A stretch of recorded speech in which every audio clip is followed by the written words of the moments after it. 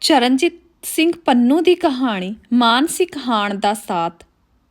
ਕੰਜਰੀ ਭਾਵੇਂ ਬੁੱਢੀ ਹੋ ਜਾਵੇ ਪਰ ਉਸਦੀ ਦਾਣਾ ਸੁੱਟਣ ਦੀ ਆਦਤ ਨਹੀਂ ਜਾਂਦੀ। ਹਾਸੇ ਹਾਸੇ ਵਿੱਚ ਜੈਂਕੀ ਦੇ ਚਿੱਟੇ ਰੰਗ ਵਿੱਚ ਰੰਗੇ ਹੋਏ ਵਾਲਾਂ ਨੂੰ ਛੇੜਦੇ ਹੋਇਆਂ ਸ਼ਮਿੰਦਰ ਨੇ ਆਖਿਆ ਸੀ। ਜੈਕੀ ਵੀ ਕੋਈ ਘੱਟ ਨਹੀਂ ਸੀ, ਤਮਕ ਕੇ ਬੋਲੀ, ਉਜੜੇ ਬਾਗਾਂ ਦੀ ਬਹਾਰ ਦਾ ਆਪਣਾ ਹੀ ਰੰਗ, ਆਪਣਾ ਹੀ ਰੂਪ ਹੁੰਦਾ ਹੈ। ਰੌਲ ਕੀ ਜਾਣੇ ਚੌਲਾਂ ਦਾ ਭਾਅ, ਇਸ ਦੀ ਕਦਰ ਕੋਈ ਵੇਖਣ ਵਾਲੀ ਅੱਖ ਹੀ ਪਾ ਸਕਦੀ ਹੈ। ਸ਼ਮਿੰਦਰ ਸ਼ੀਸ਼ੇ ਸੋਹੇ ਇਕੱਲਾ ਬੈਠਾ ਸੀ। ਕਮਰੇ ਦੀ ਚਾਰ ਦੀਵਾਰੀ ਵਿੱਚ ਪ੍ਰਤੀਨੁਤੁਨੀ ਵਾਂਗ ਢੇਰ ਚਿਰ ਪਹਿਲਾਂ ਕਹੇ ਹੋਏ ਉਸਦੇ ਆਪਣੇ ਅਤੇ ਜੈਕੀ ਦੇ ਬੋਲ ਉੱਭਰੇ ਸਨ ਤੇ ਨਾਲ ਹੀ ਆਪਣੇ ਅੰਦਰ ਬਾਹਰ ਤੇ ਚਾਰ ਚੁਫੇਰੇ ਜੈਕੀ ਦੀ ਹਾਜ਼ਰੀ ਦਾ ਮੱਠਾ ਮੱਠਾ ਅਹਿਸਾਸ ਵੀ ਉਹ ਮਹਿਸੂਸ ਕਰ ਰਿਹਾ ਸੀ। ਉਸਦੇ ਚਿਹਰੇ ਦੇ ਅਕਸ ਦੇ ਪਿਛਵਾੜਿਓਂ ਮਲਕੜੇ ਜਿਹੇ ਜੈਕੀ ਦੇ ਚਿਹਰੇ ਦਾ ਬਿੰਬ ਉਭਰਿਆ ਸੀ। ਛਿਣ ਦੀ ਛਿਣ ਤੇ ਫਿਰ ਉਹ ਬੋਲਿਆ, ਜੇ ਜਿਸਮ ਦੀ ਮਾਲਕੀ ਤੇਰੀ ਕਮਜ਼ੋਰੀ ਹੈ ਤਾਂ ਇਸ ਦਾ ਤਿਆਗ ਮੇਰੀ ਸ਼ਕਤੀ। ਮਾਲਕੀ ਤੇ ਤਿਆਗ ਦਾ ਪਰੰਪਰਾਗਤ ਸੰਕਲਪ ਹਨ ਮਾਨਵੀ ਸੰਚਾਰ ਦੇ। ਮੈਂ ਤਾਂ ਸਗਲੀ ਸਬੂਤੀ ਹੋਂਦ ਦੀ ਸੰਪੂਰਨ ਸ਼ਮੂਲੀਅਤ ਦਾ ਇਸ਼ੁਕ ਹਾਂ। ਜੇ ਤੇਰੀ ਹੋਂਦ ਕੇਵਲ ਤਲ ਤੱਕ ਸੀਮਤ ਹੈ ਤਾਂ ਮੈਂ ਤੇਰੇ ਲਈ ਦੁਆ ਹੀ ਕਰ ਸਕਦਾ ਹਾਂ। ਮਨ ਦੀ ਸ਼ਮੂਲੀਅਤ ਬਿਨਾਂ ਤਨ ਦੀ ਸ਼ਮੂਲੀਅਤ ਅਧੂਰੀ ਹੈ, ਵੇਸਵਾਈ ਹੈ। ਤਨ ਤਾਂ ਮਾਧਿਅਮ ਹੀ ਹੈ ਨਾ। ਪ੍ਰੀਤ ਬਣ ਜੋ ਵਹਿ ਤੁਰੇ ਉਹ ਵੇਗ ਤਾਂ ਮਾਨਸਿਕ, ਆਤਮਿਕ ਤੇ ਦਿਲੀ ਹੀ ਹੋ ਸਕਦਾ ਹੈ। ਰਿਸ਼ਤੇ ਖੂਹ ਦੀ ਆਵਾਜ਼ ਹੁੰਦੇ ਹਨ। ਸ਼ੰਮੀ, ਸ਼ਮਿੰਦਰ ਨੂੰ ਪਿਆਰ ਨਾਲ ਜੈਕੀ ਸ਼ੰਮੀ ਹੀ ਕਹਿੰਦੀ ਸੀ। ਸ਼ਮਿੰਦਰ ਸ਼ੀਸ਼ੇ ਸਨਮੁਖ ਬੈਠਾ ਸੁਪਨ ਅਵਸਥਾ ਵਿੱਚ ਜਿਵੇਂ ਆਪ ਮੁਹਾਰਾ ਹੀ ਬੋਲ ਪਿਆ। ਪਿਆਰ, ਸਤਿਕਾਰ ਤੇ ਵਿਸ਼ਵਾਸ ਤੋਂ ਬਿਨਾਂ ਤਾਂ ਪੱਕੀਆਂ ਕੰਧਾਂ ਵੀ ਤਿੜਕ ਜਾਂਦੀਆਂ ਹਨ। ਫਿਰ ਇਹਨਾਂ ਕੱਚੇ ਧਾਗਿਆਂ ਦਾ ਕੀ ਪ੍ਰਵਾਸਾ। ਅੱਖ ਦੇ ਵੱਲ ਜਾਂ ਫਿਰ ਬਲ ਦੇ ਭਰਮ ਨਾਲ ਹੀ ਟੁੱਟ ਝੜ ਬਿਖਰ ਜਾਣਾ। ਖਲਾਅ ਦੀ ਦੀਵਾਰ ਉਸਰ ਆਵੇ, ਚਾਰ ਚੁਫੇਰੇ ਆਪਣੀ ਹੀ ਇਕਾਕੀ ਆਵਾਜ਼ ਦੀ ਪ੍ਰਤੀਧੁਨੀ ਹੇਠ ਜਿਵਾ ਹੋਣ ਲਈ। ਪਲ ਦੀ ਪਲ ਕਮਰੇ ਵਿੱਚ ਜਿਵੇਂ ਚੁੱਪ ਤੇ ਖਲਾਅ ਦਾ ਪਹਿਰਾ ਹੋ ਗਿਆ ਹੋਵੇ। ਫਿਰ ਮਲਕੜੇ ਜਿਹੇ ਜਿਵੇਂ ਕੋਈ ਕੋਮਲ ਜਿਹੀ ਡੋਡੀ ਖੁੱਲ੍ਹ ਕੇ ਫੁੱਲ ਬਣ ਜਾਵੇ। ਜੈਕੀ ਦੇ ਬੋਲ ਮਹਿਕ ਵਾਂਗ ਚੁਫੇਰੇ ਫੈਲਦੇ ਚਲੇ ਗਏ। ਰਿਸ਼ਤੇ ਦੀਵਾਰ ਨਹੀਂ, ਝਰੋਖੇ ਹੁੰਦੇ ਹਨ। ਇੱਕ ਦੂਜੇ ਵੱਲ ਖੁੱਲ੍ਹਦੇ, ਇੱਕ ਦੂਜੇ ਨੂੰ ਨਿਹਾਰਦੇ, ਇੱਕ ਦੂਜੇ ਵਿੱਚ ਸੰਵਰਦੇ, ਇੱਕ ਦੂਜੇ ਨੂੰ ਸੰਵਾਰਦੇ, ਆਪਾ ਵਾਰਦੇ। ਰਿਸ਼ਤੇ ਗੰਢ ਨਹੀਂ, ਗੰਢ ਦਾ ਅਹਿਸਾਸ ਹੁੰਦੇ ਹਨ। ਦੋ ਲੜੀਆਂ ਜਿੱਥੇ ਇੱਕ ਹੋ ਜਾਂਦੀਆਂ ਹਨ, ਉਸੇ ਗੰਢ ਦਾ ਅਹਿਸਾਸ। ਜਿੱਧਰ ਜਾਈਏ ਇਹ ਲੜੀਆਂ ਇਸ ਗੰਢ ਦੇ ਅਹਿਸਾਸ ਵਿੱਚ ਫੈਲਦੀਆਂ ਚਲੀਆਂ ਜਾਂਦੀਆਂ ਹਨ। ਧਰਤੀ, ਆਕਾਸ਼, ਪਤਾਲ, ਪਰਬਤ, ਦਰਿਆ, ਸਾਗਰ ਅਤੇ ਅਹਿਸਾਸ ਵਿੱਚ ਬੱਝੇ ਹੁੰਦੇ ਹਨ। ਚੰਦ, ਤਾਰੇ, ਸੂਰਜ, ਪਿੰਡ, ਬ੍ਰਹਿਮੰਡ। ਤੇ ਫਿਰ ਇਹਨਾਂ ਬੋਲਾਂ ਦੇ ਵਹਿਣ ਵਿੱਚ ਵਹਿ ਰਿਹਾ ਸ਼ਮਿੰਦਰ ਜਿਵੇਂ ਵੱਖਰੇ ਸ਼ਬਦ ਬੋਲਦਾ ਹੋਇਆ ਵੀ ਜੈਕੀ ਨਾਲ ਸਮ ਅਰਥ ਇੱਕ ਜਾਨ ਹੋ ਗਿਆ ਹੋਵੇ। ਰਿਸ਼ਤੇ ਦਰਿਆ ਵੀ ਹਨ, ਦਿਸ਼ਾ ਵੀ ਤੇ ਹਾ ਵੀ। ਤੁਪਕਾ ਤੁਪਕਾ ਕਰਕੇ ਛਿਣ ਛਿਣ ਵਿਚਰ ਕੇ ਇੱਕ ਦਿਸ਼ਾ, ਇੱਕ ਰੋਹ ਵਿੱਚ ਇੱਕ ਦੂਜੇ ਵਿੱਚ ਵਹਿ ਤੁਰਨਾ, ਇੱਕ ਦੂਜੇ ਵਿੱਚ ਫਨਾਹ ਹੋ ਜਾਣਾ। ਸ਼ਮਿੰਦਰ ਨੂੰ ਇਸ ਸਮੇਂ ਅਜੀਬ ਜਿਹਾ ਅਹਿਸਾਸ ਸੀ ਜਿਵੇਂ ਜੈਕੀ ਇੱਥੇ ਨਾ ਹੋ ਕੇ ਵੀ ਇਸ ਕਮਰੇ ਦੀ ਫਿਜ਼ਾ ਵਿੱਚ ਮਹਿਕ ਵਾਂਗ ਘੁਲ ਗਈ ਹੋਵੇ, ਹਾਜ਼ਰ ਹੋਵੇ। ਗੈਰ ਹਾਜ਼ਰੀ ਵਿੱਚ ਹਾਜ਼ਰੀ ਦਾ ਅਹਿਸਾਸ। ਉਹ ਬੁੜਬੁੜਾਇਆ ਤੇ ਫਿਰ ਸਹਿਵਨ ਹੀ ਮੁਸਕਰਾਇਆ ਜਿਵੇਂ ਜੈਕੀ ਨੂੰ ਸੰਬੋਧਨ ਹੋਵੇ। ਉਸਦੇ ਸਿਮਰਨ 'ਚੋਂ ਅਜਿਹੇ ਹੀ ਵਿਚਾਰਧਾਰਕ ਰੌ ਵਿੱਚ ਬੋਲੇ ਹੋਏ ਜੈਕੀ ਦੇ ਬੋਲ ਉੱਭਰੇ। ਆਧੁਨਿਕਤਾ ਦੇ ਪਰਦੇ ਹੇਠ ਤੂੰ ਪਰੰਪਰਾਗਤ ਆਸ਼ਕ ਹੀ ਹੈ। ਅਫਲਾਤੂਨ ਵੀ ਤੇ ਅਫਲਾਤੂਨੀ ਵੀ। ਮਨ ਦੇ ਓਹਲੇ 'ਚੋਂ ਕਦੇ ਤੂੰ ਜਿਸਮਾਂ ਦੀ ਬਾਤ ਪਾਉਂਦਾ ਹੈ ਤੇ ਕਦੇ ਜਿਸਮਾਂ ਦੇ ਪਰਦੇ ਹੇਠੋਂ ਮਨ, ਦਿਲ, ਦਿਮਾਗ ਤੇ ਆਤਮਾ ਨੂੰ ਤਲਾਸ਼ ਕਰਦਾ ਹੈ। ਤੇਰੇ ਅੱਗੇ ਕੋਈ ਸਗਲਾ ਸਬੂਤਾ ਜਲ ਬਣ ਜਾਏ ਤਾਂ ਤੇਰੀ ਪਿਆਸ ਉਸ ਤੋਂ ਥਲ ਤੇ ਥਲਾਂ ਦੀਆਂ ਮ੍ਰਿਗਜਲੀਆਂ ਵੇਖਦੀ ਹੈ। ਤੈਨੂੰ ਖੋਪਰੀ 'ਚੋਂ ਜੀਵਨ ਅਤੇ ਜੀਵਨ 'ਚੋਂ ਖੋਪਰੀ ਵੇਖਣ ਦੀ ਆਦਤ ਕਿਉਂ ਪੈ ਗਈ ਹੈ। ਤੂੰ ਇੱਥੋਂ ਦੀ ਪੱਛਮੀ ਸੱਭਿਅਤਾ ਵਾਲਾ ਵਨ ਨਾਈਟ ਸਟੈਂਡ ਆਸ਼ਕ ਵੀ ਕਦਾਚਿਤ ਨਹੀਂ ਹੈ। ਰਹਿਣ ਹੰਢਾਉਣੀ ਤੇ ਰਹਿਣ ਕੁੜੀ ਵੱਲ ਪਿੱਠ ਫੇਰ ਲੈਣੀ ਤੇਰੀ ਫਿਤਰਤ ਵਿੱਚ ਸ਼ਾਮਲ ਨਹੀਂ ਹੈ। ਇਹ ਤੇਰੇ ਵੱਸ ਦੀ ਗੱਲ ਨਹੀਂ। ਮਖੌਟਾ ਲਾ ਤੇ ਨਿਗਾਹ ਮਿਲਾ, ਇਸੇ ਵਿੱਚ ਤੇਰੀ ਮੁਕਤੀ ਹੈ। ਸ਼ਮਿੰਦਰ ਕੋਲ ਜਦੋਂ ਵੀ ਕਰਨ ਲਈ ਕੁਝ ਨਾ ਹੁੰਦਾ ਤੇ ਖਾਸ ਕਰਕੇ ਸਪਤਾਹ ਅੰਤ ਉੱਤੇ ਜਦੋਂ ਉਹ ਇਕੱਲਾ ਹੁੰਦਾ ਤਾਂ ਜੈਕੀ ਦੇ ਸਾਥ ਵਿੱਚ ਹੰਢਾਏ ਛਿਣ ਸਾਕਸ਼ਾਤ ਬੋਲ ਬਣ ਕੇ ਉਸਦੀ ਅਗਲੀ ਸਬੂਤੀ ਹੋਂਦ ਵਿੱਚ ਆ ਹਾਜ਼ਰ ਹੁੰਦੇ। ਜੈਕੀ ਜੋ ਉਸਨੂੰ ਇਹ ਕਹਿ ਕੇ ਕਿਧਰੇ ਗੁੰਮ ਗੁਆਚ ਗਈ ਸੀ ਕਿ ਪਹਿਲਾਂ ਤੂੰ ਆਪਣਾ ਮਨ ਬਣਾ ਕੇ ਤੂੰ ਮੇਰੇ ਵਿੱਚੋਂ, ਮੇਰੇ ਤੇ ਆਪਣੇ ਰਿਸ਼ਤੇ ਵਿੱਚੋਂ ਕੀ ਪਾਉਣਾ ਚਾਹੁੰਦਾ ਹੈ। ਮੈਂ ਫੇਰ ਆਵਾਂਗੀ। ਦੁਬਿਧਾ ਵਿੱਚ ਟੁੱਟ ਤੂੰ ਰਿਹਾ ਹੈ ਤੇ ਖਿੰਡ ਮੈਂ। ਇਹ ਮੇਰੇ ਕੋਲ ਸਹਿਣ ਨਹੀਂ ਹੁੰਦਾ। ਖਿੰਡਾਊ ਵਿੱਚ ਖਿੰਡਾਊ ਅਤੇ ਇਕਾਂਗਰਤਾ ਵਿੱਚ ਇਕਾਂਗਰਤਾ ਦੇ ਫਲਸਫੇ ਨੂੰ ਸਮਝਣ ਤੇ ਫਿਰ ਅਪਣਾ ਕੇ ਜੀਣ ਥੀਣ ਵਿੱਚ ਅਜੇ ਮੈਨੂੰ ਕੁਝ ਦੇਰ ਲੱਗੇਗੀ। ਤਦ ਤੱਕ ਲਈ ਤੇਰੇ ਕੋਲੋਂ ਆਗਿਆ ਮੰਗਦੀ ਹਾਂ ਮੈਂ, ਮੇਰੇ ਸ਼ੰਮੀ ਪਿਆਰੇ। ਇੰਝ ਹੀ ਗੱਲਾਂ ਕਰਦੀ ਕਰਦੀ ਉਹ ਧੂੰਏਂ ਵਿੱਚ ਧੂੰਆਂ ਬਣੀ ਛਾਈ ਮਾਈ ਹੋ ਗਈ ਸੀ। ਛਾਂ ਵਿੱਚ ਛਾਇਆਂ ਵਾਂਗ ਗਵਾਚ ਗਈ ਸੀ। ਕਦੇ ਕਦੇ ਸ਼ਮਿੰਦਰ ਉਸਨੂੰ ਧੁੱਪ ਵਿੱਚ ਚਾਨਣ ਦਾ ਰੂਪ ਵੀ ਦੇ ਲੈਂਦਾ, ਆਪਣੇ ਸੌਹੇ ਹਾਜ਼ਰ ਕਰ ਲੈਂਦਾ। ਖਿਆਲਾਂ ਤੇ ਕਲਪਨਾ ਦੀ ਇਸ ਲੁਕਣ ਮਿੱਟੀ ਹੇਠ ਸ਼ਮਿੰਦਰ ਦੇ ਦਿਲ ਜੈਕੀ ਤੋਂ ਬਿਨਾਂ ਵੀ ਜੈਕੀ ਦੀ ਹਾਜ਼ਰੀ ਵਿੱਚ ਬੀਤੀ ਜਾ ਰਹੇ ਸਨ। ਜੈਕੀ ਅਧਖੜ ਉਮਰ ਦੀ ਖੂਬਸੂਰਤ ਔਰਤ ਸੀ। ਭਰਵੀਆਂ ਤੇ ਮਰਮਰੀ ਛਾਤੀਆਂ ਵਿੱਚੋਂ ਤਾਜ ਮਹਿਲ ਦੀਆਂ ਸਭ ਗੋਲਾਈਆਂ ਉਹਨਾਂ ਵਿੱਚ ਸਮਾ ਗਈਆਂ ਹੋਣ। ਉਸ ਦਾ ਚਿਹਰਾ ਜਿਵੇਂ ਦੁੱਧ ਵਿੱਚ ਕਿਸੇ ਨੇ ਕੇਸਰ ਘੋਲ ਦਿੱਤਾ ਹੋਵੇ, ਬਰਫ਼ ਉੱਤੇ ਸੰਧੂਰ ਧੂੜ ਦਿੱਤਾ ਹੋਵੇ। ਭਾਰੀ ਕਮਰ ਹੇਠਾਂ ਉਸ ਦੀਆਂ ਕਸਰਤੀ ਲੱਤਾਂ ਭਰ ਜਵਾਨ ਸਨ, ਉਮਰ ਨੂੰ ਝੁਠਲਾ ਰਹੀਆਂ। ਉਸ ਦੀਆਂ ਅੱਖਾਂ ਵਿੱਚ ਬਲਾਂ ਦੀ ਕਸ਼ਿਸ਼ ਸੀ, ਚੁਬਲਾਪਨ ਤੇ ਹੰਸੂ ਹੰਸੂ ਕਰਦੀ ਜਿਉਣ ਦੀ ਅਦਾ। ਵਾਲਾਂ ਦੇ ਰੰਗ ਉਹ ਸਦਾ ਬਦਲਦੀ ਰਹਿੰਦੀ ਸੀ ਤੇ ਨਾਲ ਹੀ ਉਹਨਾਂ ਅਨੁਸਾਰ ਆਪਣੀਆਂ ਪੋਸ਼ਾਕਾਂ ਦਾ ਰੰਗ ਵੀ। ਬਾਲ ਉਸ ਦੇ ਕਦੇ ਸੁਨਹਿਰੀ ਹੁੰਦੇ, ਕਦੇ ਕਾਲੇ ਤੇ ਬਰਾਊਨ। ਜਿਨ੍ਹਾਂ ਦਿਨਾਂ ਵਿੱਚ ਉਹ ਉਸ ਨੂੰ ਪਹਿਲੀ ਵਾਰ ਮਿਲੀ ਸੀ ਉਸ ਦੇ ਵਾਲਾਂ ਦਾ ਰੰਗ ਚਿੱਟਾ ਸੀ। ਚਿੱਟੀ ਟਾਪ ਤੇ ਚਿੱਟੀ ਹੀ ਸਕਰਟ, ਚਿੱਟੇ ਰੰਗ ਦੇ ਬੁੰਦੇ ਸਨ ਕੰਨਾਂ ਵਿੱਚ ਤੇ ਮੱਥੇ ਦੇ ਵਿਚਕਾਰ ਵੱਡੀ ਸਾਰੀ ਚਿੱਟੀ ਬਿੰਦੀ, ਵੀਣੀ ਉੱਤੇ ਵੀ ਚਿੱਟੇ ਗਜਰੇ, ਉੱਚੀ ਅੱਡੀ ਵਾਲੀ ਚਿੱਟੀ ਜੁੱਤੀ ਪਾਈ। ਉਹ ਆਲੇ ਦੁਆਲੇ ਤੋਂ ਬੇਧਿਆਨ ਟੈਰਿਸ ਸ਼ਹਿਰ ਦੇ ਐਕੁਆਟਿਕ ਸੈਂਟਰ ਵੱਲ ਜਾ ਰਹੀ ਸੀ। ਉਸਨੇ ਮੋਢਿਆਂ ਉੱਤੇ ਚਿੱਟੇ ਰੰਗ ਦਾ ਰਕਸੈਕ ਬੰਨ੍ਹਿਆ ਹੋਇਆ ਸੀ ਜਿਸ ਵਿੱਚ ਉਸਦੀ ਸਵੀਮਿੰਗ ਕਾਸਟਿਊਮ, ਤੌਲੀਆ ਅਤੇ ਮੇਕਅਪ ਦਾ ਸਮਾਨ ਆਹ ਚੀਜ਼ਾਂ ਹੁੰਦੀਆਂ ਸਨ। ਇਹ ਉਹਨਾਂ ਦਿਨਾਂ ਦੀ ਗੱਲ ਹੈ ਜਦੋਂ ਸ਼ਮਿੰਦਰ ਆਪਣੀ ਇਕੱਲ ਦੇ ਅਹਿਸਾਸ ਨੂੰ ਮਾਰਨ ਲਈ ਇਸ ਸ਼ਹਿਰ ਦੇ ਐਕੁਆਟਿਕ ਸੈਂਟਰ ਵਿੱਚ ਜਾਇਆ ਕਰਦਾ ਸੀ। ਮਿਊਨਿਸਪਲ ਕਮੇਟੀ ਦੇ ਪ੍ਰਧਾਨ ਹੇਠ ਚੱਲਦੇ ਇਸ ਐਕੁਆਟਿਕ ਸੈਂਟਰ ਵਿੱਚ ਸਵੇਰ ਦੇ 6 ਵਜੇ ਤੋਂ ਲੈ ਕੇ ਰਾਤ ਦੇ 9-10 ਵਜੇ ਤੱਕ ਬੜੀਆਂ ਹੀ ਰੌਣਕਾਂ ਹੁੰਦੀਆਂ ਸਨ। ਬੱਚੇ, ਬੁੱਢੇ ਤੇ ਜਵਾਨ ਸਭ ਇੱਥੇ ਕਸਰਤ ਕਰਨ, ਤੈਰਾਕੀ ਸਿੱਖਣ ਜਾਂ ਤੈਰਨ ਅਤੇ ਭਾਫ ਇਸ਼ਨਾਨ ਕਰਨ ਆਉਂਦੇ। ਭਾਰ ਘਟਾਉਣ ਅਤੇ ਜਿਸਮ ਕਮਾਉਣ ਦਾ ਸ਼ੌਕ ਇੱਥੇ ਫੈਸ਼ਨ ਬਣ ਗਿਆ ਸੀ। ਤੈਰਾਕਾਂ ਲਈ ਇੱਥੇ ਵੱਡਾ ਸਾਰਾ ਪੂਲ ਸੀ। ਇਸ ਪੂਲ ਜਾਂ ਤਲਾਬ ਦੇ ਨਾਲ ਹੀ ਵਰਲਪੂਲ ਬਣਾਇਆ ਹੋਇਆ ਸੀ ਜਿਸ ਵਿੱਚ ਲੱਗੇ ਗਰਮ ਪਾਣੀ ਦੇ ਫੁਆਰੇ ਜਿਸਮ ਦੀ ਮਾਲਿਸ਼ ਕਰਦੇ ਸਨ। ਇਸ ਪੂਲ ਦੇ ਗਰਮ ਪਾਣੀ ਵਿੱਚ ਬੈਠਿਆਂ ਨਰਵਸ ਸਿਸਟਮ ਰੌਂ ਵਿੱਚ ਹੋ ਜਾਂਦਾ ਸੀ। ਨਾਲ ਹੀ 2 ਕਮਰੇ ਹੋਰ ਸਨ, ਇੱਕ ਜਿਸ ਵਿੱਚ ਨਾਰਡਿਕ ਡਰਾਲੀ ਸਾਉਨਾ ਸੀ ਤੇ ਦੂਜਾ ਜਿਸ ਵਿੱਚ ਸਵੀਡਿਸ਼ ਸਟੀਮ ਸਾਉਨਾ ਜਾਂ ਭਾਫ ਇਸ਼ਨਾਨ। ਇੱਕ ਕਮਰੇ ਵਿੱਚ ਸਨ ਲੈਂਪ ਲਾ ਕੇ 12 ਮਹੀਨੇ ਹੀ ਅਲਟਰਾ ਵਾਇਲਟ ਕਿਰਨਾਂ ਦਾ ਪ੍ਰਬੰਧ ਕੀਤਾ ਗਿਆ ਸੀ ਤਾਂ ਕਿ ਚਮੜੀ ਦੀ ਟੈਨਿੰਗ ਕਰਨ ਵਾਲੇ ਇਸਤਰੀ ਪੁਰਸ਼ਾਂ ਦਾ ਸ਼ੌਕ ਪੂਰਾ ਹੋ ਸਕੇ। ਇੱਥੇ ਨੌਜਵਾਨ ਇਸਤਰੀ ਪੁਰਸ਼ ਵੀ ਆਉਂਦੇ ਤੇ ਬੱਚੇ ਅਤੇ ਬੁੱਢੇ ਵੀ। ਮੇਲਾ ਜਿਹਾ ਲੱਗਾ ਰਹਿੰਦਾ ਹਰ ਸਮੇਂ। ਬੱਚਿਆਂ ਦਾ ਇੱਕ ਉਮਰ ਸਮੂਹ ਤੈਰਾਕੀ ਦੇ ਸਬਕ ਲੈ ਕੇ ਤੁਰ ਜਾਂਦਾ ਤਾਂ ਦੂਜਾ ਆ ਜਾਂਦਾ। ਵਿੱਚ ਵਿੱਚ ਬਾਲਗਾਂ ਦੇ ਟੁੱਬੀਆਂ ਲਾਉਣ ਅਤੇ ਤਰਨ ਦੀ ਵਾਰੀ ਆ ਜਾਂਦੀ। ਸ਼ਮਿੰਦਰ ਨੇ $35 ਵਿੱਚ 3 ਮਹੀਨਿਆਂ ਦਾ ਪਾਸ ਖਰੀਦ ਲਿਆ ਸੀ ਤੇ ਜਦੋਂ ਵੀ ਇਕੱਲ ਦਾ ਅਹਿਸਾਸ ਸਤਾਉਂਦਾ ਇੱਥੇ ਆ ਕੇ ਇਸ ਭਰੇ ਮੇਲੇ ਨੂੰ ਵੇਖਦਾ, ਇਸ ਦੇ ਕਾਰਜ ਵਿੱਚ ਸ਼ਾਮਲ ਹੋ ਜਾਂਦਾ। ਕਦੇ ਕਸਰਤ, ਕਦੇ ਭਾਫ ਇਸ਼ਨਾਨ ਅਤੇ ਕਦੇ ਗੋਤਾਖੋਰੀ ਤੇ ਤੈਰਾਕੀ। ਦਿਨ ਪਤਾ ਨਹੀਂ ਕਿਵੇਂ ਗੁਜ਼ਰ ਜਾਂਦਾ। ਇੱਥੇ ਹੀ ਇੱਕ ਦਿਨ ਵਰਲਪੂਲ ਵਿੱਚ ਬੈਠਿਆਂ ਉਸ ਦਾ ਪੈਰ ਅਚਾਨਕ ਜੈਕੀ ਦੇ ਪੈਰ ਨੂੰ ਛੂਹ ਗਿਆ ਸੀ। ਬੇਧਿਆਨੀ ਵਿੱਚ ਜੈਕੀ ਉਸ ਦੀਆਂ ਅੱਖਾਂ ਵਿੱਚ ਸਿੱਧਾ ਵੇਖ ਰਹੀ ਸੀ ਤੇ ਉਸ ਦਾ ਚਿਹਰਾ ਗੇਰੂਆ ਹੋਇਆ ਪਿਆ ਸੀ। ਹਯਾ ਦੀ ਇੱਕ ਪਰਛਾਈ ਆਉਂਦੀ ਤੇ ਇੱਕ ਜਾਂਦੀ ਸੀ ਉਸ ਦੇ ਚਿਹਰੇ ਉੱਤੇ।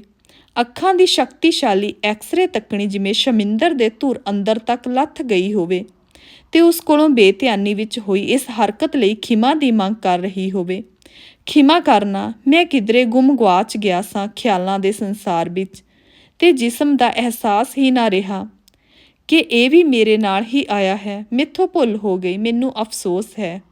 ਇਟਸ ਆਲ ਰਾਈਟ ਕਹਿ ਕੇ ਜੈਕੀ ਨੇ ਆਪਣੀਆਂ ਨਜ਼ਰਾਂ ਦੂਜੇ ਪਾਸੇ ਪੁਆ ਲਈਆਂ।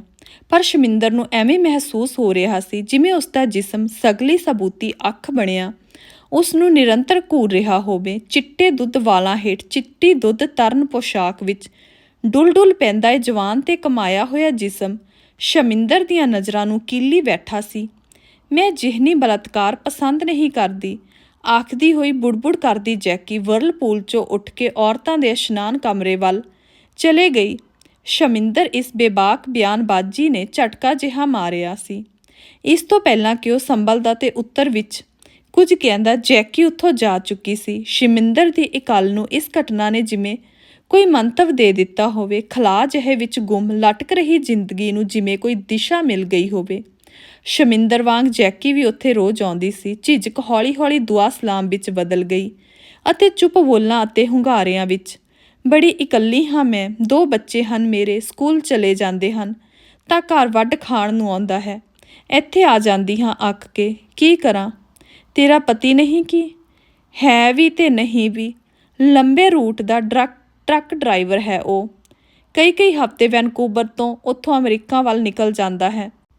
ਢੋਆਈ ਦੇ ਕਿੱਤੇ ਵਿੱਚ ਬੜਾ ਓਵਰ ਟਾਈਮ ਲਾਉਂਦਾ ਹੈ, ਬੜੇ ਪੈਸੇ ਕਮਾਉਂਦਾ ਹੈ। ਜਦੋਂ ਮੁੜਦਾ ਹੈ ਤਾਂ ਜਾਪਦਾ ਹੈ ਮੈਂ ਕਿਸੇ ਅਜਨਬੀ ਨੂੰ ਮਿਲ ਰਹੀ ਹੋਵਾਂ। ਹਮ ਬਿਸਤਰੀ ਸਮੇਂ ਜਾਪਦਾ ਹੈ ਜਿਵੇਂ ਮੇਰੇ ਬੱਚਿਆਂ ਦਾ ਪਿਤਾ ਨਹੀਂ ਸਗੋਂ ਕੋਈ ਅਜਨਬੀ ਮੇਰੇ ਜਿਸਮ, ਮੇਰੇ ਦਿਲ ਦਿਮਾਗ ਵਿੱਚ ਦਰਾਣਾ ਪਾ ਰਿਹਾ ਹੋਵੇ, ਮੈਨੂੰ ਆਪਣੇ ਆਪ ਤੋਂ ਸਭ ਤੋਂ ਦੂਰ ਲਿਜਾ ਰਿਹਾ ਹੋਵੇ। ਇਹ ਕੇਵਲ ਤੇਰਾ ਅਹਿਸਾਸ ਹੀ ਹੈ। ਆਖਰ ਉਹ ਤੇਰਾ ਪਤੀ ਤੇ ਤੇਰੇ ਬੱਚਿਆਂ ਦਾ ਪਿਤਾ ਹੈ। ਉਸ ਬਾਰੇ ਅਜਿਹੇ ਵਿਚਾਰ ਕਿਉਂ? ਪ੍ਰੇਮੀ ਜਦੋਂ ਪਤੀ ਅਤੇ ਪਤੀ ਕੇਵਲ ਮਰਦ ਬਣ ਜਾਵੇ ਤਾਂ ਅਕਸਰ ਐਵੇਂ ਹੀ ਹੁੰਦਾ ਹੈ। ਕੋਮਲ ਜਜ਼ਬਿਆਂ ਦਾ ਘਾਤ ਹੋ ਜਾਂਦਾ ਹੈ।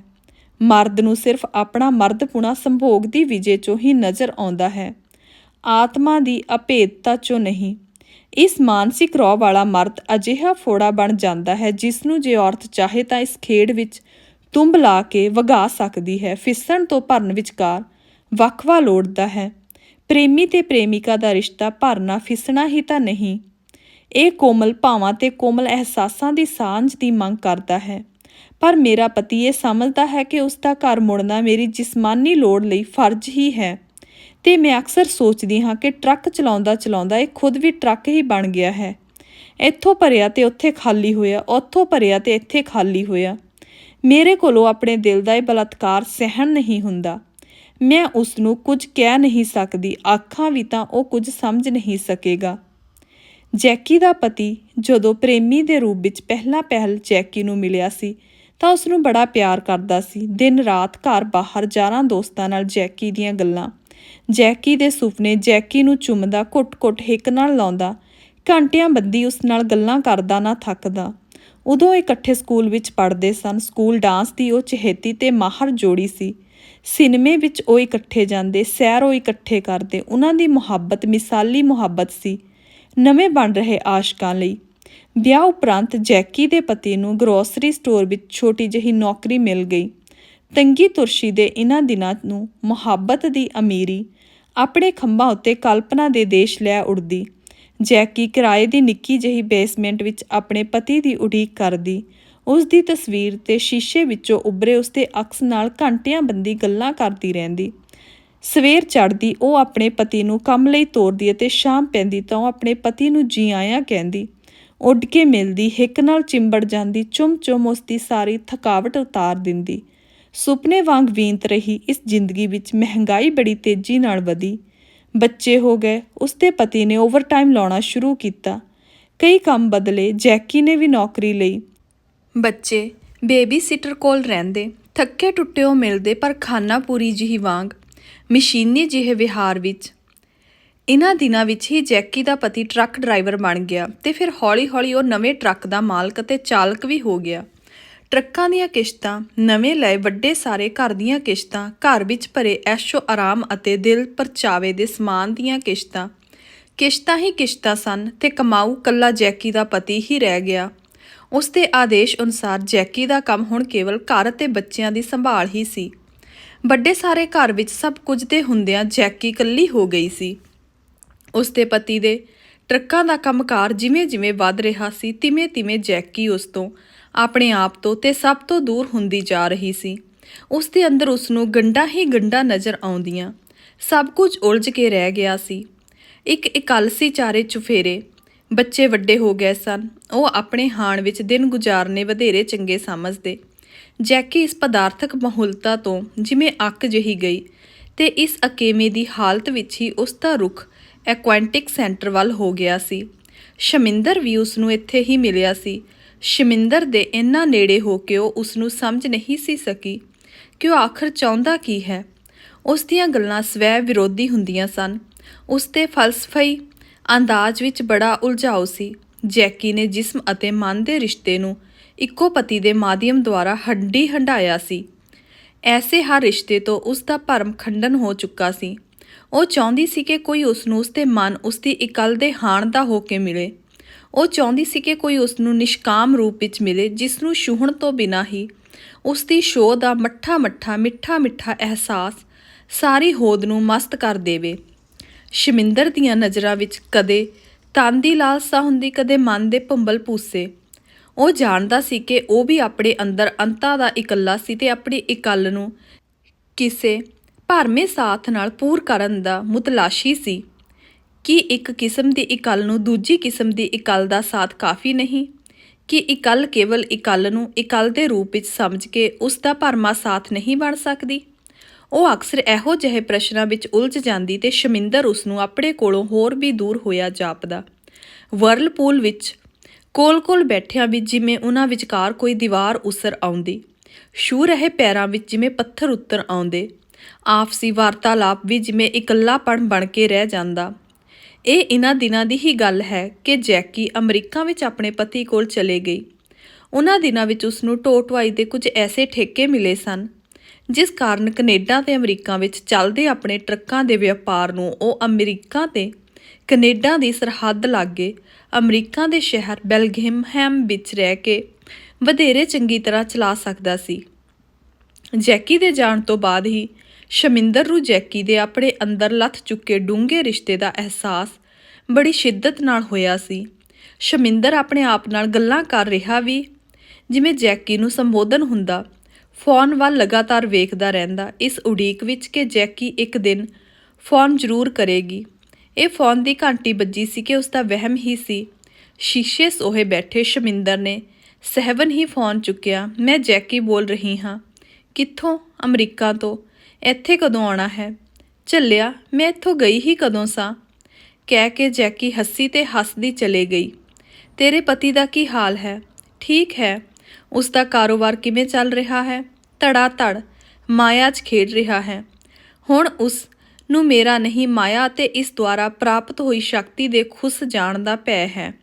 ਚਿੰਤਾ ਉਸ ਨੂੰ ਹੋਰ ਵਧੇਰੇ ਮਾਇਆ ਜਮ੍ਹਾਂ ਕਰਨ ਦੀ ਹੈ। ਪੈਸਾ ਹੀ ਵਰਤਦਾ ਤੇ ਪੈਸਾ ਹੀ ਜਾਣਦਾ ਹੈ। ਇਸ ਪੂੰਜੀਵਾਦੀ ਨਿਜ਼ਾਮ ਵਿੱਚ ਪੈਸੇ ਬਿਨਾਂ ਵੀ ਤਾਂ ਗਤੀ ਨਹੀਂ। ਹਾਂ, ਪੈਸਾ ਹੀ ਤਾਂ ਬਣ ਗਿਆ ਹੈ ਮੇਰਾ ਪਤੀ। ਹੁਣ ਤਾਂ ਹਰ ਰਾਤ ਬਿਸਤਰ ਉੱਤੇ ਵੀ ਟਰੱਕਾਂ ਦੇ ਵਪਾਰ ਦਾ ਸਾਰਾ ਤਾਣਾ ਪੇਟਾ ਚੁੱਕ ਲਿਆਉਂਦਾ ਹੈ। ਇਸ ਬੋਝ ਦੇ ਭਾਅ ਤੇ ਚਿੰਤਾ ਹੇਠੋਂ ਹੁਣ ਤਾਂ ਉਸਦੇ ਅੰਦਰਲਾ ਮਰਦ ਵੀ ਸਿਰ ਨਹੀਂ ਚੁੱਕਦਾ। ਭਰਨਾ ਫਿਸਣਾ ਜਿਵੇਂ ਉਸ ਨੂੰ ਭੁੱਲ ਗਿਆ ਹੋਵੇ। ਉਸ ਅੰਦਰ ਪੈਸੇ ਦੀ ਹਉਂ ਜਿਉਂ-ਜਿਉਂ ਉੱਚੀ ਹੋ ਰਹੀ ਹੈ, ਤਿਉਂ-ਤਿਉਂ ਉਸ ਦਾ ਅੰਦਰਲਾ ਮਰਦ ਸਦਾ ਨਿਪੁੰਸਕਤਾ ਦੀ ਅਵਸਥਾ ਵਿੱਚ ਨਿੱਘਰਦਾ ਜਾ ਰਿਹਾ ਹੈ। ਇਹ ਕਿਹਾ ਪੜਾਅ ਹੈ ਜ਼ਿੰਦਗੀ ਦਾ। ਜ਼ਿੰਦਗੀ ਦੇ ਰੰਗ ਵੀ ਅਜੀਬ ਹਨ। ਪ੍ਰੇਮੀ ਪਹਿਲਾਂ ਪਤੀ ਬਣਦਾ ਹੈ, ਫਿਰ ਪਤੀ ਅੰਦਰਲਾ ਮਰਦਪੁਣਾ ਜਾਗਦਾ ਤੇ ਉਹ ਜਿਸਮਾਂ ਦੇ ਰਣਸਰ ਕਰਨ ਨੂੰ ਜੀਵਨ ਦਾ ਮਨੋਰਥ ਥਾਪ ਲੈਂਦਾ ਹੈ। ਇਸ ਦੌਰਾਨ ਬੱਚੇ ਹੋ ਜਾਂਦੇ ਹਨ। ਬੱਚਿਆਂ ਦੇ ਭਵਿੱਖ ਲਈ ਨਵੀਂ ਜੱਦੋ-ਜਹਿਦ ਸ਼ੁਰੂ ਹੋ ਜਾਂਦੀ ਹੈ। ਸਫਲਤਾ ਤੇ ਮਾਇਆ ਦਾ ਚਸਕਾ ਨਸ਼ੇ ਵਾਂਗ ਦਿਮਾਗ ਨੂੰ ਚੜ੍ਹ ਜਾਂਦਾ ਹੈ ਤੇ ਮਨੁੱਖ ਆਲੇ ਦੁਆਲੇ ਦੇ ਸੰਦਰਭ ਵਿੱਚੋਂ ਆਪਣੇ ਮੁੱਲਾਂ ਦੀ ਤਲਾਸ਼ ਵਿੱਚ ਉਲਝ ਜਾਂਦਾ ਹੈ। ਇੰਜ ਸ਼ੁਰੂ ਹੁੰਦੀ ਹੈ ਮੁਕਾਬਲੇ ਦੀ ਇੱਕ ਹੋਰ ਦੌੜ, ਜੋ ਮਨੁੱਖ ਨੂੰ ਉਸਦੇ ਬੱਚਿਆਂ ਤੇ ਉਸਦੀ ਪਤਨੀ ਨਾਲੋਂ ਅਣਜਾਣੇ ਹੀ ਦੂਰੀ ਤੇ ਖੜਿਆਂ ਕਰ ਦਿੰਦੀ ਹੈ ਤੇ ਪਹਿਲ ਸਦਾ ਕਿੱਤਾਕਾਰੀ ਰੁਝੇਵਿਆਂ ਨੂੰ ਮਿਲਦੀ ਹੈ। ਉਸ ਅੰਦਰਲੇ ਪ੍ਰੇਮੀ ਅਤੇ ਮਰਦ ਦਾ ਵਿਕਾਸ ਰੁਕ ਜਾਂਦਾ ਹੈ। ਉਹ ਆਪਣੀ ਪਤਨੀ, ਉਸ ਅੰਦਰਲੀ ਪ੍ਰੇਮਿਕਾ ਦੇ ਹਾਣ ਦਾ ਨਹੀਂ ਰਹਿੰਦਾ। ਇਹ ਤੂੰ ਕਿਹੜੇ ਹਾਣ ਦੇ ਚੱਕਰਾਂ ਵਿੱਚ ਪੈ ਗਈ? ਗੱਲ ਮਾਨਸਿਕ ਹਾਣ ਦੀ ਹੋ ਰਹੀ ਹੈ। ਤੇਰੀ ਤੇ ਤੇਰੇ ਪਤੀ ਦੀ ਹੋ ਰਹੀ ਹੈ, ਤੇਰੇ ਬੱਚਿਆਂ ਦੀ ਹੋ ਰਹੀ ਹੈ। ਇਹ ਕੀ ਪਹੇਲੀਆਂ ਪਾ ਰਹੀ ਹੈ? ਠੀਕ ਠੀਕ ਬੋਲ। ਤੇਰਾ ਤੇ ਤੇਰੀ ਪਤਨੀ ਦਾ ਵਿਆਹ ਹੋਇਆ, ਭਰ ਜਵਾਨੀ ਵਿੱਚ ਜਿਸਮਾਂ ਦੀ ਭਾਸ਼ਾ ਦੇ ਡੂੰਘੇ ਅਰਥਾਂ ਦੀ ਥਾਹ ਪਾਉਣ ਲਈ ਯਤਨ ਕੁਦਰਤੀ ਗੱਲ ਸੀ। ਜਿਸਮਾਂ ਦੀ ਚੇਤਨਾ ਵਿੱਚ ਅਚੇਤ ਹੀ ਕਿਧਰੇ ਕੁੱਲ ਨੂੰ ਤੋਰੀ ਰੱਖਣ ਲਈ ਔਲਾਦ ਦੀ ਇੱਛਾ ਪਨਪਦੀ ਰਹੀ। ਤੇਰੇ ਬੱਚੇ ਹੋ ਗਏ, ਤੇਰੀ ਪਤਨੀ ਪੱਕੇ ਤੌਰ ਉੱਤੇ ਬੱਚਿਆਂ ਦੇ ਨਾਲ ਬੱਝ ਗਈ। ਤੂੰ ਬੱਚਿਆਂ ਦਾ ਦੁਜੈਲਾ ਜਾਂ ਘਟੀਆ ਬਦਲ ਬਣਦਾ ਗਿਆ ਉਸ ਲਈ, ਪਰ ਤੇਰੇ ਲਈ ਉਸ ਅੰਦਰਲੀ ਪ੍ਰੇਮਿਕਾ ਨੇ ਔਰਤ ਵਿਕਾਸ ਦੀ ਬਹੁਪੱਖੀ ਗਤੀ ਨਾਲੋਂ ਟੁੱਟ ਕੇ ਸਦਾ ਲਈ ਰੁਕ ਗਈ। ਉਹ ਕੇਵਲ ਮਾਂ ਬਣ ਕੇ ਰਹਿ ਗਈ। ਉਮਰ ਦੇ ਬੀਤਣ ਨਾਲ ਤੂੰ ਇਸ ਦੇ ਹਰ ਪੜਾਅ ਅਨੁਸਾਰ ਉਸ ਅੰਦਰ ਵੱਧ ਵਿਗਸ ਰਹੀ। ਨਵੀਂ ਔਰਤ ਦੇ ਦੀਦਾਰ ਕਰਨੇ ਚਾਹੁੰਦਾ ਸੈਂ, ਪਰ ਇੰਜ ਨਾ ਹੋ ਸਕਿਆ। ਤੂੰ ਭਰੇ ਭੁਕੰਨੇ ਘਰ ਵਿੱਚ ਲਗਾਤਾਰ ਇਕੱਲਾ ਹੁੰਦਾ ਚਲਿਆ ਗਿਆ। ਤੇਰੀ ਪੀੜ ਦੇ ਸੰਤਾਪ ਦਾ ਸਹਿਣ ਨਾ ਕਰਦੀ ਹੋਈ ਤੇਰੀ ਪਤਨੀ ਬੱਚਿਆਂ ਨੂੰ ਨਾਲ ਲੈ ਕੇ ਕੁਝ ਸਮੇਂ ਲਈ ਵਾਪਸ ਤੇਰੇ ਦੇਸ਼ ਚਲੇ ਗਈ, ਕਿਉਂਕਿ ਉਸ ਦਾ ਵਿਸ਼ਵਾਸ ਹੈ ਕਿ ਸਮਾਂ ਸਭ ਤੋਂ ਵੱਡਾ ਵੈਦ ਹੈ ਤੇ ਜਾਦੂਈ ਸ਼ਾਇਦ ਨਵੇਂ ਸੰਦਰਭਾਂ ਅਤੇ ਨਵੀਆਂ ਕੀਮਤਾਂ ਨੂੰ ਸਮਝਣ ਵਿੱਚ ਸਹਾਈ ਹੋਵੇ। ਉਹ ਕੁਝ ਦੇਰ ਲਈ ਰੁਕੀ, ਜਿਵੇਂ ਉਸ ਦੀ ਚੁੱਪ ਨੂੰ ਸਹਿਮਤੀ ਦੇ ਹੁੰਗਾਰੇ ਦੀ ਪ੍ਰੋੜਤਾ ਦੇ ਰੂਪ ਵਿੱਚ ਵੇਖਣਾ, ਸੁਣਨਾ ਤੇ ਸਮਝਣਾ ਜ਼ਰੂਰੀ ਹੋਵੇ। ਸ਼ਮਿੰਦਰ ਨੂੰ ਆਸ ਨਹੀਂ ਸੀ ਕਿ ਉਸਨੇ ਉਸ ਬਾਰੇ ਇੰਨੀ ਖੋਜ ਕਰ ਰੱਖੀ ਹੈ ਤੇ ਇਹ ਖੋਜ ਅਚਨਚੇਤ ਉਸ ਨੂੰ ਟੈਲੀਫੋਨ ਦੀ ਗੱਲਬਾਤ 'ਚੋਂ ਅਚੰਭਾ ਬਣ ਕੇ ਵਰਸੇਗੀ। ਜੈਕੀ ਨੇ ਆਪਣੀ ਗੱਲ ਮੁੜ ਜਾਰੀ ਕੀਤੀ। ਮੈਂ ਤੈਨੂੰ ਅਕਸਰ ਉਲਝਿਆ ਹੋਇਆ ਕਹਿੰਦੀ ਸਾਂ, ਮਨ ਅਤੇ ਤਨ ਵਿੱਚ ਪਾਟਿਆ ਹੋਇਆ ਸਮਝਦੀ ਸਾਂ।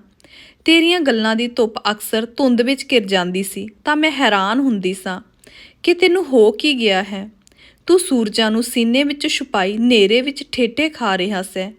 ਤੂੰ ਮਨ ਅਤੇ ਤਨ ਦੇ ਹਾਣੀਆਂ ਦੇ ਸਾਥੀਆਂ ਦੀਆਂ ਗੱਲਾਂ ਕਰਦਾ ਸੈਂ ਤੇ ਮੇਰੇ ਜਿਸਮ ਦੇ ਨੰਗਨ ਅੰਗਾਂ ਨੂੰ ਲਾਲਸਾ ਭਰੀਆਂ ਨਜ਼ਰਾਂ ਨਾਲ ਘੂਰਦਾ ਇਹਨਾਂ ਤੋਂ ਪਾਰ ਚਲੇ ਜਾਂਦਾ ਸੈਂ, ਨਿਰਲੇਪ ਹੋ ਜਾਂਦਾ ਸੈਂ। ਹੁਣ ਮੈਨੂੰ ਤੇਰੀ ਪੂਰੀ ਸਮਝ ਪੈ ਰਹੀ ਹੈ। ਜਾਪਦਾ ਹੈ ਤੇਰੀਆਂ ਧੁੱਪਾਂ ਛਾਵਾਂ ਦਾ ਮੌਸਮ ਅਜੇ ਮੇਰੀ ਚੇਤਨਾ ਨੂੰ ਆਪਣੇ ਹਾਣ ਦਾ ਬਣਨ ਦੀ ਚੁਣੌਤੀ ਦੇ ਰਿਹਾ ਹੋਵੇ। ਬਸ ਕਰੋ ਮਹਾਰਾਜ, ਭਾਸ਼ਣ ਬਹੁਤ ਹੋ ਗਿਆ। ਇਹ ਦੱਸ ਕਿ ਸਾਡੇ ਦੇਸ਼ ਸਾਨੂੰ ਆਪਣੇ ਹਾਣ ਵਿੱਚ ਕਰਨ ਹੁਣ ਕਦੋਂ ਆਉਣਾ ਹੈ? ਮੈਂ ਤੇਰੇ ਨਹੀਂ, ਆਪਣੇ ਦੇਸ਼ੋਂ ਹੀ ਬੋਲ ਰਹੀ ਹਾਂ। ਏਅਰਪੋਰਟ ਤੋਂ ਸਿੱਧੀ ਹੌਟ ਸਪਰਿੰਗਸ ਰਿਜ਼ੋਰਟ ਪਹੁੰਚੀ ਹਾਂ। ਇੱਥੇ ਕੁਦਰਤੀ ਚਸ਼ਮੇ ਦੇ ਗਰਮ ਪਾਣੀ ਦਾ ਤਰਨ ਤਲਾਬ ਵੀ ਹੈ ਤੇ ਵਰਲਪੂਲ ਵੀ, ਸੌਨਾ ਵੀ ਹੈ ਤੇ ਕਸਰਤੀ ਸਮਾਨ ਵੀ। ਬਿਲਕੁਲ ਉਹੀ ਮਾਹੌਲ ਜਿਸ ਮਾਹੌਲ ਵਿੱਚ ਅਸੀਂ ਪਹਿਲ ਮਿਲੇ ਸਾਂ, ਮਿਲ ਕੇ ਇੱਕ ਦੂਜੇ ਵਿੱਚ ਪ੍ਰਵਾਨ ਚੜ੍ਹੇ ਸਾਂ। ਤੇਰੇ ਸ਼ਹਿਰੋਂ 152 ਮੀਲ 'ਤੇ ਹੈ ਇਹ ਹੋਟਲ, ਇਹ ਰਿਜ਼ੋਰਟ ਹੁਣੇ ਬਣਿਆ ਤੇ ਸ਼ੁਰੂ ਹੋਇਆ ਹੈ। ਮੈਂ ਸੋਚਿਆ ਕਿ ਪੁਰਾਣੀਆਂ ਯਾਦਾਂ ਨੂੰ ਨਵੇਂ ਸੰਦਰਭ ਵਿੱਚ ਭੋਗਿਆ ਤੇ ਜੀਵਿਆ ਜਾਵੇ ਤਾਂ ਹੀ ਮਜ਼ਾ ਆਵੇਗਾ। ਮੈਂ ਕਮਰਾ ਨੰਬਰ 13 ਵਿੱਚ ਠਹਿਰੀ ਹਾਂ। ਆ ਜਾ, ਤੇਰਾ ਹੀ ਇੰਤਜ਼ਾਰ ਹੈ। ਪੱਛਮ ਵਿੱਚ 13 ਨੰਬਰ ਨੂੰ ਲੋਕੀ ਨਹਿਸ਼ ਸਮਝਦੇ ਹਨ ਤੇ ਕਈਆਂ ਹੋਟਲਾਂ ਵਿੱਚ 13 ਨੰਬਰ ਦਾ ਕਮਰਾ ਹੀ ਨਹੀਂ ਹੁੰਦਾ। ਮੈਂ ਚਾਹੁੰਦੀ ਹਾਂ ਕਿ ਤੇਰੇ ਸੰਗ ਸਾਥ ਤੇ ਸ਼ਗਨ ਨਾਲ ਇਸ ਨੰਬਰ ਦੇ ਨਹਿਸ਼ਪੁਣੇ ਨੂੰ ਸਦਾ ਲਈ ਧੋ ਦੇਵਾਂ। ਆਖ ਕੇ ਉਸਨੇ ਫੋਨ ਰੱਖ ਦਿੱਤਾ। ਉਸਨੂੰ ਪੂਰਾ ਭਰੋਸਾ ਸੀ ਕਿ ਸ਼ਮਿੰਦਰ ਉਸ ਕੋਲ ਜ਼ਰੂਰ ਪਹੁੰਚੇਗਾ। ਜੈਕੀ ਹਲਕੇ ਪਿਆਜੀ ਰੰਗ ਦੇ ਨਾਈਟ ਗਾਊਨ ਵਿੱਚ ਆਪਣੇ ਬਿਸਤਰ ਵਿੱਚ ਲੇਟੀ ਹੋਈ ਸੀ। ਕਮਰੇ ਦਾ ਦਰਵਾਜ਼ਾ ਖੁੱਲ੍ਹਾ ਸੀ। ਕਮਰੇ ਦੇ ਫਰਨੀਚਰ, ਪਰਦਿਆਂ ਤੇ ਪਲੰਘਾਂ ਦੀ ਚਾਦਰ ਆਦਿ ਸਭ ਦੀ ਕਲਰ ਸਕੀਮ ਹਲਕੇ ਪਿਆਜੀ ਰੰਗ ਦੀ ਹੀ ਸੀ। ਕੀ ਇਹ ਕੁਦਰਤੀ ਹੀ ਇੰਜ ਹੋਇਆ ਸੀ ਜਾਂ ਜੈਕੀ ਦੇ ਆਦੇਸ਼ ਉੱਤੇ ਇੰਜ ਕੀਤਾ ਗਿਆ ਸੀ? ਸ਼ਮਿੰਦਰ ਸੋਚ ਰਿਹਾ ਸੀ। ਜੈਕੀ ਨੂੰ ਪਤਾ ਸੀ ਕਿ ਸ਼ਮਿੰਦਰ ਦੀ ਸੱਭਿਅਤਾ ਵਿੱਚ ਪਿਆਜੀ ਰੰਗ ਨੂੰ ਸ਼ਗਨਾਂ ਦਾ ਰੰਗ ਸਮਝਿਆ ਜਾਂਦਾ ਹੈ। ਸ਼ਮਿੰਦਰ ਨੂੰ ਆਪਣੇ ਉੱਪਰ ਝੁਕਿਆ ਮਹਿਸੂਸ ਕਰਕੇ ਉਸਨੇ ਹੌਲੀ ਅੱਖਾਂ ਖੋਲ੍ਹੀਆਂ। ਕਿਸੇ ਨਸ਼ੇ ਜਿਹੇ ਵਿੱਚੋਂ ਉਹਨਾਂ ਵਿੱਚ ਹਲਕੀ ਪਿਆਜੀ ਭਾਂ ਦੀ ਝਲਕ ਵਿਖਾਈ ਦੇ ਰਹੀ ਸੀ। ਉਸ ਦੇ ਬੁੱਲ੍ਹ ਕੰਬੇ ਤੇ ਉਸ ਦੀਆਂ ਬਾਹਾਂ ਵਿੱਚ ਹਰਕਤ ਹੋਈ। ਸ਼ਮਿੰਦਰ ਦਾ ਸਗਲਾ ਵਜੂਦ, ਉਸ ਦੇ ਆਲਿੰਗਨ ਤੇ ਉਸ ਦਾ ਭਖਦਾ ਮੱਥਾ, ਉਸ ਦੇ ਤਪਦੇ ਹੋਏ ਹੋਠਾਂ ਦੇ ਚੁੰਮਣ ਹੇਠ ਸੀ। ਸ਼ਮਿੰਦਰ ਦੇ ਹੋਠਾਂ ਤੇ ਉਂਗਲੀ ਰੱਖਦਿਆਂ ਉਸਨੇ ਚੁਪਕੇ ਜਿਹੇ ਉਸਨੂੰ ਆਪਣੇ ਨਾਲ ਲੇਟ ਜਾਣ ਦਾ ਆਦੇਸ਼ ਦਿੱਤਾ। ਇਹ ਸਭ ਕੁਝ ਚੁੱਪਚਾਪ ਉਸ ਦੀਆਂ ਨਜ਼ਰਾਂ ਆਖ ਰਹੀਆਂ ਸਨ। ਨਾਲ ਪਏ ਉਹ ਦੋਵੇਂ ਛੱਤ ਵੱਲ ਘੂਰ ਰਹੇ ਸਨ ਕਿ ਉਸ ਦੇ ਬੋਲ ਇਸ ਸੁਫਨਮਈ ਅਵਸਥਾ ਵਿੱਚੋਂ ਭਖਦੀ ਹੋਈ ਚੇਤਨਾ ਬਣ ਕੇ ਗੂੰਜੇ। ਮੇਰੇ ਮਰਦ ਨੂੰ ਮੇਰੇ ਜਿਸਮ ਦੀ ਲੋੜ ਨਹੀਂ ਰਹੀ ਹੁਣ। ਮੇਰੇ ਮਾਨਸਿਕ ਹਾਣ ਤੋਂ ਜਿਉਂ-ਜਿਉਂ ਉਹ ਪਛੜਦਾ ਗਿਆ, ਤਿਉਂ-ਤਿਉਂ ਇਹ ਝੋਰਾ ਗੰਢਾ ਬਣ ਕੇ ਉਸਦੇ ਜਿਸਮ ਵਿੱਚ ਲੱਥਦਾ ਗਿਆ। ਉਸ ਨੂੰ ਸਿਰਫ ਬੱਚਿਆਂ ਦੇ ਭਵਿੱਖ ਦੀ ਚਿੰਤਾ ਤੇ ਮਾਇਆ ਦੀ ਸ਼ਕਤੀ ਦੇ ਖੁੱਸ ਜਾਣ ਦਾ ਭੈ ਹੈ। ਨਿਰੰਤਰ ਭੈ ਦੀ ਇਸ ਅਵਸਥਾ ਹੇਠ ਉਸ ਦੀ ਮਰਦਾਨਗੀ ਉਸ ਕੋਲੋਂ ਖੁੱਸ ਗਈ ਹੈ। ਉਹ ਸਾਹ ਲੈਣ ਲਈ ਰੁਕੀ। ਸ਼ਮਿੰਦਰ ਦੇ ਚਿਹਰੇ ਨੂੰ ਆਪਣੇ ਹੱਥਾਂ ਨਾਲ ਪੋਲੇ ਜਿਹੇ ਆਪਣੇ ਵੱਲ ਮੋੜਤੀ ਹੋਈ ਉਹ ਬੜੀ ਉਤੇਜਿਤ ਹੋ ਕੇ ਬੋਲੀ, ਮੇਰੇ ਲਈ ਤੇਰੀ ਹੋਂਦ, ਤੇਰੀ ਹਾਜ਼ਰੀ ਤੇ ਤੇਰੀ ਪਛਾਣ ਦਾ ਮੱਠਾ ਮੱਠਾ ਅਹਿਸਾਸ ਹੀ ਕਾਫੀ ਹੈ, ਜੋ ਮਨ ਅੰਦਰ ਫੈਲੇ ਇੱਕ ਗੱਲ ਦੇ ਪਾੜੇ ਨੂੰ ਹਰ ਸਮੇਂ ਭਰੀ ਰੱਖਦਾ ਹੈ। ਮਨ ਤੇ ਤਨ ਦੇ ਪ੍ਰਸੰਗਾਂ ਵਿੱਚ ਤੂੰ ਅਕਸਰ ਦੁਬਿਧਾ ਵਿੱਚ ਰਿਹਾ ਹੈ। ਮੈਂ ਚਾਹੁੰਦੀ ਹਾਂ ਕਿ ਤੇਰੀ ਇਹ ਦੁਬਿਧਾ ਸਦਾ ਸਦਾ ਲਈ ਮਿਟ ਜਾਏ। ਇਸ ਲਈ ਜਿਸਮ ਦੀ ਇਹ ਸਾਰੀ ਰਿਆਸਤ ਅੱਜ ਤੋਂ ਮੈਂ ਤੇਰੇ ਨਾਮ ਕਰ ਰਹੀ ਹਾਂ। ਉਂਝ ਤੇਰੇ ਮਾਨਸਿਕ ਹਾਣ ਦੇ ਸਾਥ ਤੋਂ ਬਿਨਾਂ ਮੈਨੂੰ ਹੋਰ ਕੁਝ ਨਹੀਂ ਚਾਹੀਦਾ। ਉਮਰ ਦੇ ਹਰ ਪੜਾਅ ਨਾਲ ਨਿਰੰਤਰ ਵਿਕਸ ਰਿਹਾ ਇੱਕ ਐਸੇ ਮਾਨਸਿਕ ਹਾਣ ਦਾ ਸਾਥ ਜੋ ਮਨੁੱਖ ਅੰਦਰਲੇ ਪ੍ਰੇਮੀ ਅਤੇ ਔਰਤ ਅੰਦਰਲੀ ਪ੍ਰੇਮਿਕਾ ਨੂੰ ਜ਼ਿੰਦਗੀ ਦੇ ਹਰ ਪੜਾਅ 'ਤੇ ਆਖਰੀ ਸਾਹਾਂ ਤੱਕ ਜਗਾਈ ਰੱਖੇ, ਸ਼ੌਂਕ ਤੇ ਦਿਲਚਸਪੀਆਂ ਦੀ ਸਾਂਝ ਬਣਾਈ ਰੱਖੇ, ਇੱਕ ਦੂਜੇ ਨੂੰ ਇੱਕ ਦੂਜੇ ਵਿੱਚ ਜਗਾਈ ਰੱਖੇ, ਸਮਾਈ ਰੱਖੇ। ਬੋਲ ਦੇ ਸਕੇਂਗਾ ਐਸਾ ਸਾਥ ਤੂੰ ਮੈਨੂੰ? ਉਸ ਦੀਆਂ ਪਾਰਦਰਸ਼ੀ ਨਜ਼ਰਾਂ ਸਮਿੰਦਰ ਉੱਤੇ ਟਿਕੀਆਂ ਹੋਈਆਂ ਵੀ ਉਸ ਤੋਂ ਬਹੁਤ ਦੂਰ, ਉਸ ਤੋਂ ਪਾਰ ਵੇਖ ਰਹੀਆਂ ਸਨ। ਉਸ ਦੇ ਹੋਠ ਹਿੱਲ ਰਹੇ ਸਨ ਤੇ ਉਹਨਾਂ 'ਚੋਂ ਮੌਨ ਭਾਸ਼ਾ ਝਰ ਰਹੀ ਸੀ, ਜਿਸ ਦੇ ਅਰਥਾਂ ਦੀ ਪਛਾਣ ਕੇਵਲ ਸ਼ਮਿੰਦਰ ਹੀ ਕਰ ਸਕਦਾ ਸੀ। ਧੰਨਵਾਦ।